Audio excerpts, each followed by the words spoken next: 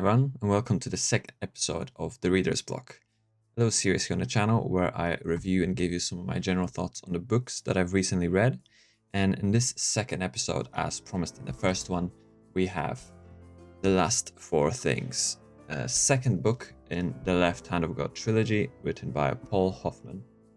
The illustration, just as in the first book, was made by Peter Bergting. The book was released in April 2011, and it's a fantasy fiction. In terms of the reviews that the book has received in some other platforms, we have 4.2 on Amazon, 3.5 on Goodreads, and 6.5 on Fantasy Book Review. And 90% of Google users liked the book. So if you compare them to some of the reviews that the first volume received, this one has fallen off slightly. I don't know, is that justified? Is it true? I don't know. Let's talk about it. Just to get some formatting basics out of the way, just like the first book, this one is also about 500 pages long, and it has the same formatting, at least in this edition, the same formatting as the first book. So it was a very, very clean read all the way throughout. Very easy to read. The Lay of Thomas Cale, Angel of Death, is the second worst poem to emerge from the Office for the Propagation of the Faith of the Hanged Bredemir. And this is the second book to emerge from the Left Hand of God trilogy. The second volume brings us back to the very confusing world and the very confused protagonist that we met in the first volume. We are introduced to some new characters, new places, but we also get some very unique looks at some of the locations already familiar to us. Since this is the second book in a trilogy, keep in mind that there will be spoilers in this review for the first book. This is just unavoidable, unfortunately, as we're gonna be doing a little introduction to what's happening in the second book, which will undoubtedly spoil where the story is going in the first book. So just keep that in mind, and if that's something that you're not okay with, just probably would be good to skip to the end of the review. Just look at the rating. I will put the time scales down, so you can just skip to the ratings, and that way you don't need to worry about any spoilers. The story picks up right after the end of the first book, with Cale and Bosco on their way back to the sanctuary. After a small detour to discuss Cale's destiny, they reach the Great Fortress. This time, however, Cale's experience of the sanctuary is much different from the experience we read about in the first few chapters of the first book. And that's because he's kind of a VIP. He's an integral part in Bosco's plan of spreading the influence of the One True Faith, and consequently spreading and growing his own power. And that's because Bosco says that Cale is the wrath of God himself. Because of all of the abilities that Cale possesses, Bosco believes that Cale was sent to Earth by God himself to punish the sinners and bring about the New World Order. That he is the left hand of God himself. So although the propaganda campaign about Cale has been going full steam ahead, Cale still needs to prove himself in action to solidify himself as arguably the most important figure in the whole Bredemir world, besides the Pope. To showcase his God-given talents, Cale is sent to the front lines to aid in the fight against the Folk, wild people specializing in guerrilla warfare. The Bredemirs have been unable to deal with the Folk's tactics and have been taking very serious losses trying to defend their border.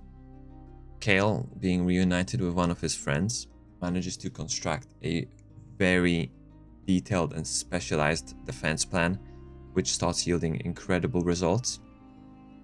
And the news of that breakthrough spreads around the kingdom like wildfire. It earns Cale incredible fame. So with that challenge behind him, Cale is faced with an even bigger one, and the future of the One True Faith basically in his hands. Interestingly, unlike in the first book, where we primarily just follow Thomas Cale and his adventures, in this book we actually have a decent amount of attention put on Kleist and his own story, as he sets off to build a life for himself away from Cale and the Redemures. And on his journey he comes across the people known as the Klepts, which I'm probably pronouncing wrong. But he decides to start a new life alongside these people, which is a very interesting part of the book for me. So the last four things is obviously the second book in a trilogy, so you absolutely have to read the first part to actually enjoy this book.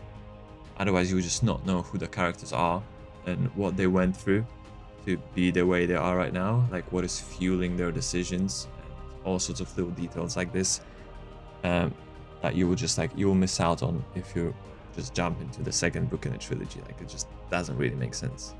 Now let's get to the bad.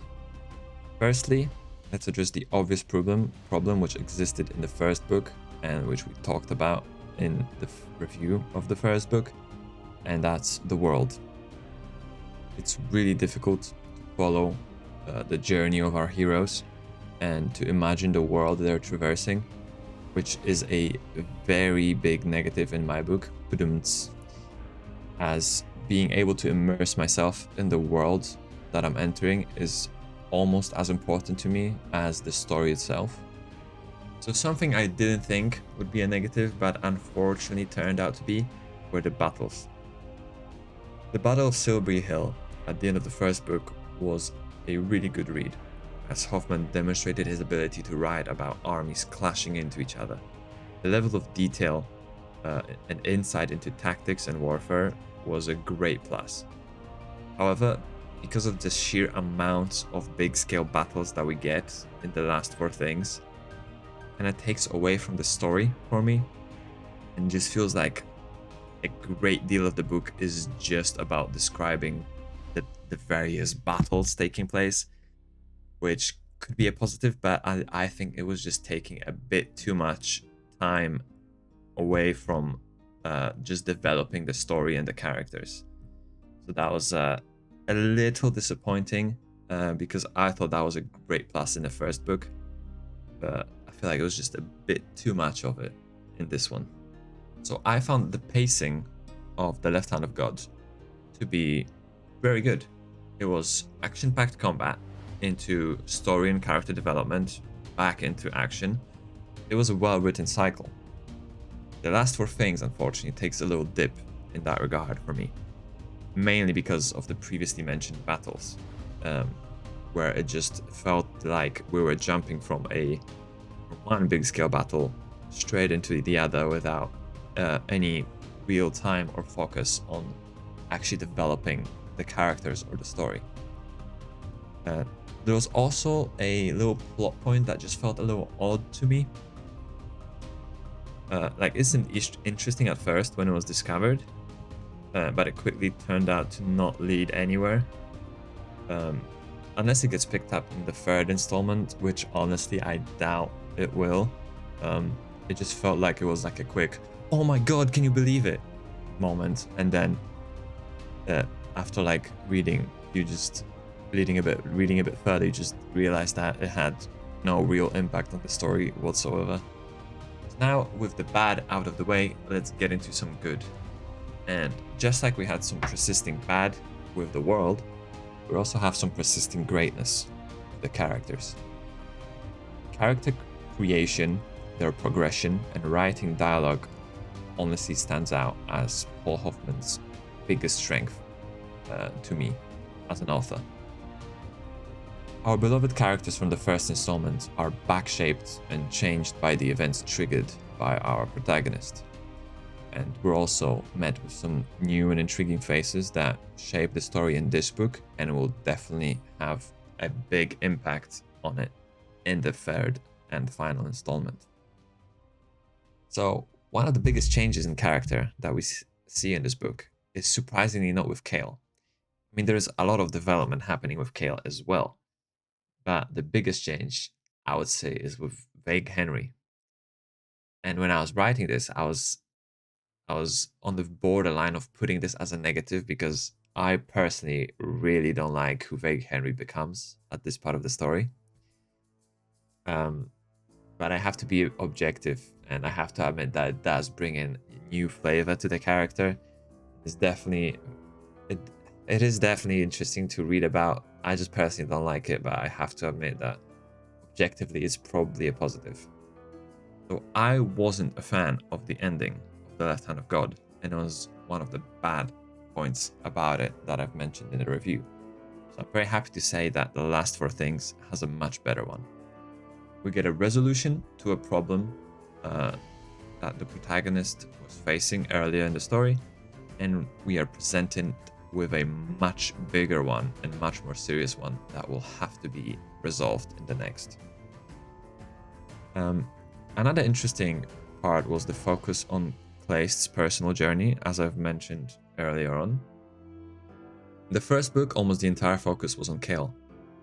Like, obviously, as he was going through so much, there was always something happening. But he was going through a lot of that alongside his friends. It was a story about the three of them together almost, right?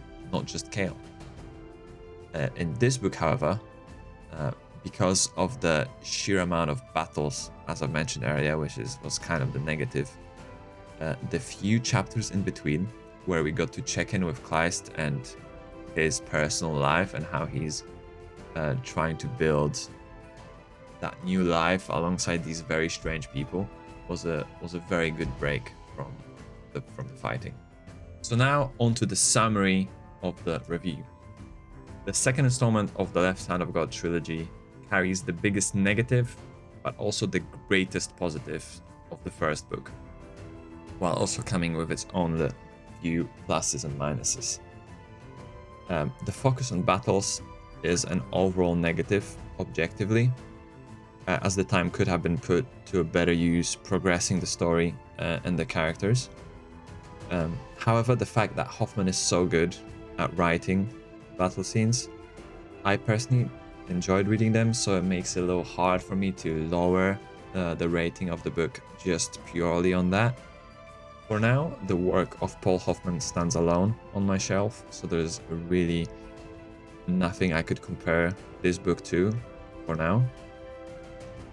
And just like in my review for the first book, I would recommend this book to for readers who enjoy dark and heavy themes with a morally questionable main character, as well as to anyone who savors great historic conflicts with a decent amount of drama in between, especially if you like reading about historic battles. So now it's time for the rating. So while personally I enjoyed the battles, I will keep it a little more objective here in the rating. And the Last Four Things ranks at a solid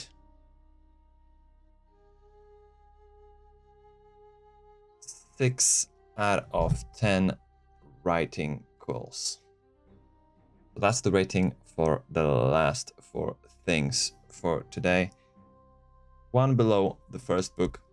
The second book continues the positives of the first, but just missed the mark a little bit with some of the negatives that I previously mentioned. So yeah, that concludes our second review on the Reader's Block. Next one might be the third and the final book in the trilogy. I am not sure, or it might be a little, or it might be something completely different. I don't know. I guess you'll have to find out. But I am currently reading a couple of books, so I don't know. We'll see which one I finish first, I guess, and that will be the next book on the Reader's Block.